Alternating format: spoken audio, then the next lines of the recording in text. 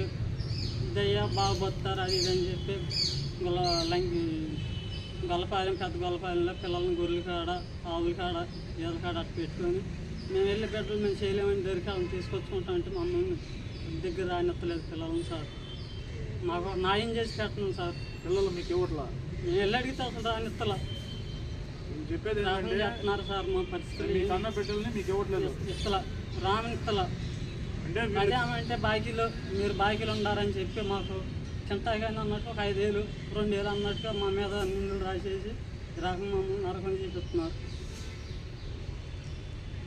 మీరు చెప్పేది ఏంటంటే వీరు కన్న బిడ్డలను కూడా అంటే వీళ్ళ చేత వెట్టి చాకరీ చేయించుకునేది కాకుండా వీళ్ళ బిడ్డలను కూడా బాతుల దగ్గర గొర్రెల దగ్గర వెట్టి చాకరీ పెట్టుకొని వాళ్ళు చదివించకుండా బలవంతంగా తీసుకెళ్ళి వాళ్ళకి మద్యం అలవాటు చేసి కన్న బిడ్డలు వీళ్ళు అడిగినా కానీ చదివించుకునేదానికి ఇవ్వట్లేదు అన్నమాట అని. అదే కదా, వాళ్ళు ఇవ్వట్లేదు మీకు.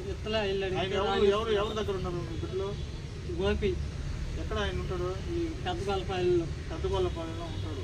ఆ పిల్లోడు ఎంత వయసు ఉంటుంది? 10 సంవత్సరాలు ఉంటుంది. 10 సంవత్సరాలు ఉంటుంది. ఇప్పుడు వరకు బడికి స్కూల్కే పంపించలేదు? పంపిద్దామంటే ఆడికి వెళ్ళి వాళ్ళు ఎంతబడి వెళ్ళిపోయి అక్కడ మాకు అర్థం తిరిగేసి రాకుండా ఆగిపోయి తీసుకెళ్ళిపోయి ఆడ పెట్టేసుకున్నారు. ఇప్పుడు మా పటేల్ నగర్ యానాది మహానాడు సభ్యులు సహాయం కోరుకుంటున్నావా?